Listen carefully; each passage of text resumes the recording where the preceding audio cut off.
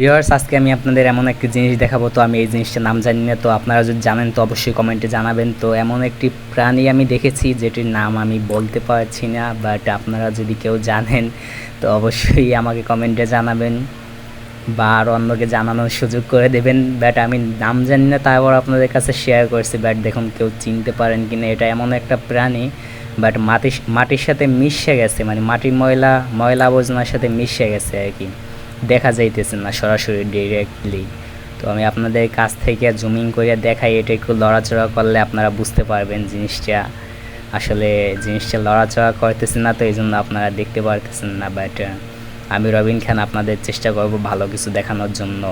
তো ভালো ভালো লোকেশন শেয়ার করব, ভালো ভালো ঢাকা সিটিতে যত সমস্ত জায়গা আছে সমস্ত জায়গাগুলি আমি আপনাদের ভিজিট করে দেখাবো। তো আপনারা দেখতে থাকুন।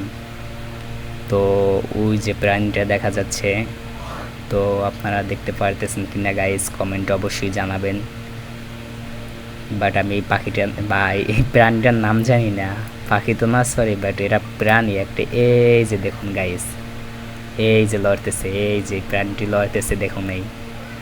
বাট আমি তো নাম জানি না, বাট আপনারা নাম জানেন কিনা সেটা অবশ্যই জানাবেন। এই যে দেখুন ময়লার মতো মিশে আছে, বাহ! এই যে লাফাইতেছে, এই দেখেন লাফাইয়া লাফাইয়া যাইতেছে। এই জিনিসটা যদি আপনারা কেউ জানেন বা কেউ যদি চিনেন তাহলে অবশ্যই আমাকে কমেন্ট করবেন। বাট আরও অন্য অন্য মানুষ জানতে পারবে জিনিসটা কী। বাট সরি, আমি এটার নাম জানি না। তো আমি চাইলে রিসার্চ করে এটার নামও বলতে পারতাম। তো এটা আপনাদের কাছে আমি ছেড়ে দিচ্ছি, আপনারা কমেন্টে জানাবেন। বাট আমি রবিন খান আজকে আপনাদের কাছ থেকে বিদায় নিচ্ছি। সবাই ভালো থাকবেন, সুস্থ থাকবেন। আল্লাহ হাফেজ। এই যে দেখুন জিনিসটা, এই যে একদম মানে মাটির সাথে ময়লা আবর্জনার সাথে এমনভাবে মিশে থাকে, মানে বোঝা যায় না যে এটা একটা প্রাণী।